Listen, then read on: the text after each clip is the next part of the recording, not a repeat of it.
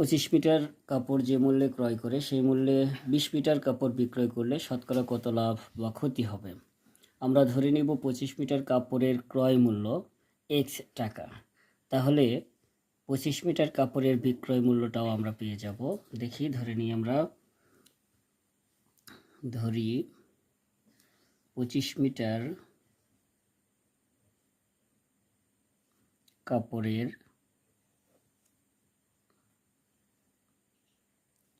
ক্রয় মূল্য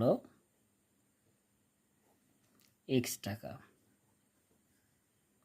আমাদের প্রশ্নে কি বলছে 25 মিটার কাপড় যে মূল্য ক্রয় করে, তাহলে যেহেতু আমরা 25 মিটার কাপড়ের ক্রয় মূল্য ধরে নিলাম X টাকা, সেই মূল্যে 20 মিটার কাপড় বিক্রয় করে, তাহলে সেই মূল্যে অর্থাৎ এই X টাকা মূল্যে 20 মিটার কাপড়টা বিক্রয় করলো, তাহলে আমাদের 20 মিটার কাপড়ের 25 নয়, এবার 20 মিটার কাপড়ের বিক্রয় মূল্য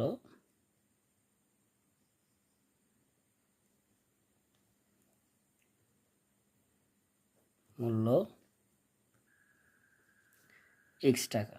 তাহলে যেই মূল্যে কাপড়টি ক্রয় করেছে সেই মূল্যেই কাপড়টি আবার বিক্রয় করেছে। তাহলে আমরা এখন লিখতে পারি, এখন 25 মিটার কাপড়ের ক্রয় মূল্য X টাকা, অতএব 1 মিটার কাপড়ের ক্রয় মূল্য X/25 টাকা। আবার 20 মিটার কাপড়ের বিক্রয় মূল্য X টাকা, তাহলে 20 মিটার কাপড়ের বিক্রয় মূল্য X টাকা, অতএব 1 মিটার কাপড়ের বিক্রয় মূল্য X/20 টাকা।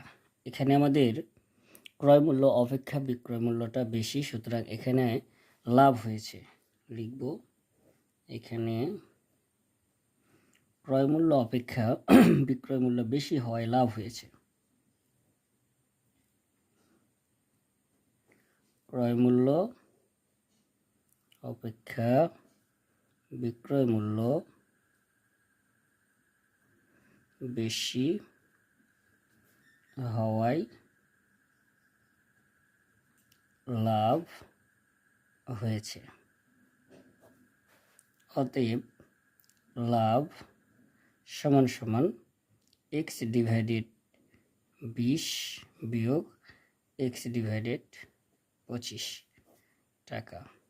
যদি আমরা এটা বিয়োগ করি, আমাদের সর্বপ্রথম দেখে নিতে হবে যে 20 এবং 25-এর লসাগু কত। 20 এবং 25-এর লসাগু আমাদের আসবে 100। 20 দ্বারা 100কে ভাগ করলে আমরা পাবো 5, 5 দ্বারা X-কে গুণ করলে 5X বিয়োগ 25 দ্বারা 100কে ভাগ করলে পাবো 4, 4 দ্বারা X-কে গুণ করলে আমরা পাবো 4X টাকা, বিয়োগ করলে আমাদের থাকছে X/100 টাকা। এই টাকাটা আমাদের লাভ হচ্ছে। কত টাকায় লাভ হচ্ছে? X/25 টাকায়।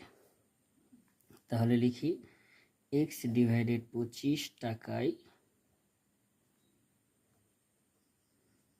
25 টাকায় লাভ হয় X/100 টাকা।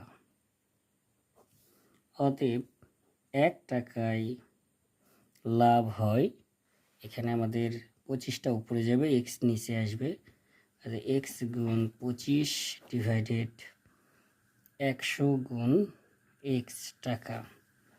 অতএব যেহেতু আমাদের বলছে শতকরা কত লাভ বা ক্ষতি হয়েছে, তাহলে আমাদের আসবে 100 টাকায় লাভ হয়েছে বা হয় X গুণ 25 গুণ 100 ডিভাইডেড 100 গুণ X। X কেটে যাবে, 100 কেটে যাবে, থাকবে আমাদের 25%। এত লাভ। অতএব লাভ 25%।